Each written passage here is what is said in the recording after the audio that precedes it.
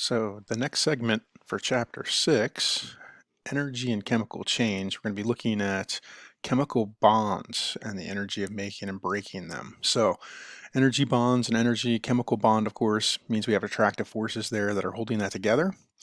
And so the atoms to each other in molecules or the ions to each other in ionic compounds, right? So there's some attractive forces that are holding these things together. And of course, that's what's going to give rise to the compound's potential energy.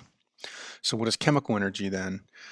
Potential energy stored in chemical bonds, when we break that, is considered chemical energy. So the potential energy that's sitting there is the chemical energy. In the chemical reaction then, you're generally going to involve both the breaking and making of chemical bonds. So of course, in most situations, it's going to cost us energy to break the bonds. However, because of that attractive force, when those two pieces reconnect, it's going to give off energy. Right? So for chemical reactions then, what we're looking at is the forming of the bonds. Atoms that are attracted to each other are going to be moved closer together. That's going to decrease the potential energy of the reacting system, and it's going to actually release the energy. Now again, breaking the bonds, the atoms that are attracted to each other are now going to be forced apart, and so that's going to cost us energy. So there'll be an increase in the potential energy of the reactant and the reactant in the system. Okay, that's going to require energy. So it's going to require energy to break bonds. It's going to release energy when we form bonds. Now, that means it's going to give rise to two different types of reactions, right? Exothermic and endothermic. So for exothermic reactions, what's going to happen here is that the reaction where products have less chemical energy than the reactants. So that means some of that chemical energy became heat or other kinetic energy. Okay? The reaction then releases that heat energy to its surroundings. Now that means that the heat leaving the system, remember Q, is going to be negative. The heat itself is considered a product. So if we were to write out the chemical equation, we'd now have energy as a product. The reaction will observably get warmer, which means we'll see an increase in the temperature. Okay, so an example might be methane. If we burn methane gas and we're approaching winter, we mix methane with oxygen, it's going to form CO2 and water, and of course heat, and the heat is what we use to warm the home. So it would be a natural gas system if you are burning natural gas at home. If you're using propane, then all we're doing is changing that gas right there. Okay. If you're using oil heat, diesel fuel, same idea. That's just changing, but it's combustion. You're still O2 producing CO2, H2O, and heat. Now I said there was two possibilities. One is exothermic. The other would be endothermic. Now here, the reaction where the products have more chemical energy than the reactants. So in other words, your products then are going to be higher up on what we call an energy diagram. Okay, so an energy diagram you'll see quite often as we think of things in terms of energy. We also call these reaction coordinates, and then the reaction going this way. Okay, so in other words, my reactants would be here, my products will be over here. Now, of course, typically a reaction will do something like that. Okay, so there'll be some activation energy that has to be overcome, and then we'll get the products. Now, if the products are lower in energy, then we're going to get exothermic. If the products are higher in energy, then it's going to be endothermic. Okay, so some kinetic energy converted to chemical energy. Get that out of the way so you can see that. Okay. The reaction then is going to absorb heat from the surroundings. Okay, so the chemical energy is going to make up some of the needed energy, but then we're going to pull heat from the surroundings. And of course, that means if heat is going into the system, our Q will be positive. And that means our heat energy now is going to act as a reactant. Okay, so reaction becomes colder as it goes, which means we'll see a decrease in the temperature. So for instance, photosynthesis, we have 6 CO2 plus 6 H2O plus solar energy. So see, we can see the energy acting as a reactant to produce C6H12O6 and the oxygen. Okay, now bond strength. We can also measure bond strength. So a measure of how much energy is needed to break the bond or how much energy is released when the bond is formed. Okay, so a large amount of energy equals a stronger bond. Okay, so simply weaker bonds then require less energy to break than stronger ones. That should make sense. If I have a strong attraction between the two ions, that's going to create a stronger bond. It's going to be harder to break them apart. It's going to kind of make it harder to get them apart so that they can react. So the key to understanding reaction energies. An example, if a reaction has weak bonds in reactants and strong bonds in the products, then heat will be released. Okay, so this is the key to understanding the reaction energies. We're going to look at the energy in the bonds of the reactants. We're going to look at the energy in the bond of the products, and that's going to tell us whether or not it's going to be an endothermic reaction or an exothermic reaction. So why do the fuels all release heat? Why are we all on some sort of carbon-based heating mechanism for our homes? Well, your reactants are going to be oxygen and then some CH group. The products are always going to be CO2 and water. Methane and oxygen have weaker bonds, where water and carbon dioxide have strong bonds. And so that's going to help to drive that force, and that's going to give us energy as a product, and that's why we're going to heat our homes using some sort of carbon-based material. All right, so your turn. Chemical energy then is the kinetic energy resulting from violent decomposition of energetic chemicals, the heat energy associated with combustion reactions, the electrical energy produced by fuel cells, the potential energy which resides in chemical bonds, the energy living plants receive from solar radiation. All right, hopefully you picked D, the potential energy which resides in chemical bonds is going to be chemical energy. All right, which of the following is an endothermic process? Which of the following is an endothermic process? So we have sodium plus an electron becoming sodium, wood burning, CH4 being broken into carbon and hydrogen, a bomb exploding, or water condensing. All right, hopefully we know that these two produce heat, so they're out. The other three we might have to think about a little bit here. So I'll give you a moment to do that. And then hopefully you come up with C. Okay.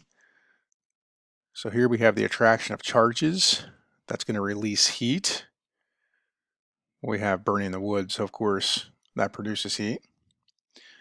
And this one, C, it's the breaking of the bonds, but we didn't form any new bonds. So it cost us energy to break the CH4 apart, but then we didn't put anything together. So we didn't get any energy back out of that. A bomb exploding, of course, we know produces heat. And of course, for water to condense, that means heat has to be released. All right, that brings us to heat of reaction. So when we look at heats of reaction, what we're going to be looking at is how much heat can be absorbed or released in a chemical reaction. So up to this point, we've looked at chemical reactions, but we've kind of just omitted the thermodynamic components of it. And so now what we want to do is we're going to apply that thermodynamic component. So you can determine by measuring temperature change they cause in surroundings. Now that means we're going to go back to our fancy dancy calorimeters. The instrument used to measure temperature changes, of course, the container of a known heat capacity. So if we do the lab, you actually will figure out the capacity, the heat capacity of your styrofoam cup contraption. Okay, then you'll use those results to calculate the heat of reaction. Overall, this is called calorimetry, which is the science of using a calorimeter to determine heats of reaction. Now, we use a styrofoam cup system in our labs, but obviously if you went to work for a big company, you would use a different type of calorimeter, one that's going to be a lot more accurate. So we're going to look at both of these things when we look at data, but in the lab, we'll actually only be using the coffee cup calorimeter. So heats of reaction, a calorimeter design is not standard. Okay, so it's going to depend on the type of reaction, the precision desired. Usually measure the heat of reaction under one of two sets of conditions. Either we'll do constant volume, which means we have a closed rigid container, or we'll do constant pressure, which is open to the atmosphere. So of course, we in our labs will be doing the constant pressure, all right? So we're gonna use a coffee cup calorimeter. That means it's opened up to the atmosphere right on our bench tops. As I was saying, if you go into an industry like a food industry where they have to worry about counting calories and telling consumers how many calories are in their packaging, they would use typically a bomb calorimeter, which is constant volume. So they'll keep the rigid container and they'll keep it closed and sealed, and then they'll do their measurements that way. All right, so what is pressure? You might already understand what pressure is, but just in case we have not seen this yet, we'll talk more about it in gases. But for now, pressure is the amount of force acting on a unit area. So pressure then is force over area.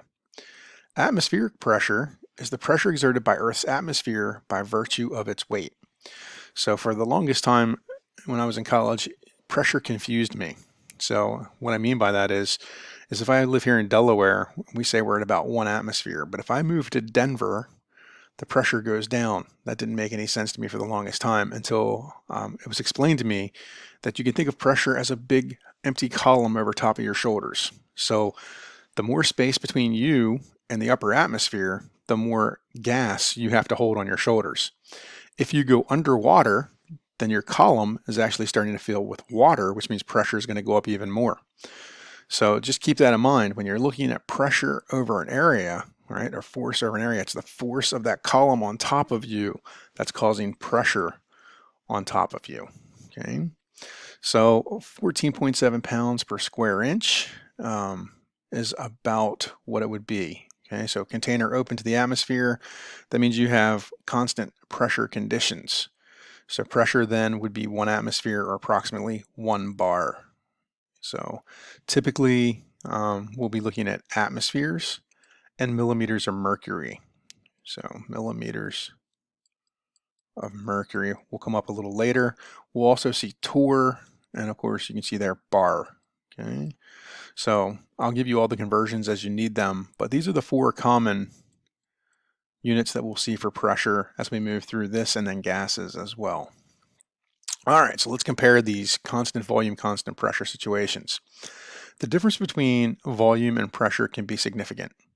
Reactions involving very large volume changes, right? In other words, consumption of production of gas. So when we burn methane, we're consuming one gas and producing another. We're also using oxygen as a gas. So now we're consuming 2 sets of gas and producing only one. Usually the water can be a vapor as well though, so we'll consider that a gas as well, right? So you have to consider the gas phase reaction in cylinder immersed in bucket of water. So a reaction vessel is the cylinder topped by a piston, and the piston can be locked in place with a pin. The cylinder then is immersed in an insulated bucket containing a weighted amount of water. The calorimeter consists of the piston, the cylinder, the bucket, and the water. So here's a picture for us. So we've got the gas under the pressure. There's our atmospheric pressure pushing down. And here we have a cylinder with a pin in it, so it can't go up and down. Right? So the piston itself could usually go up and down the cylinder, but we've got a pin in it, so it can't go anywhere.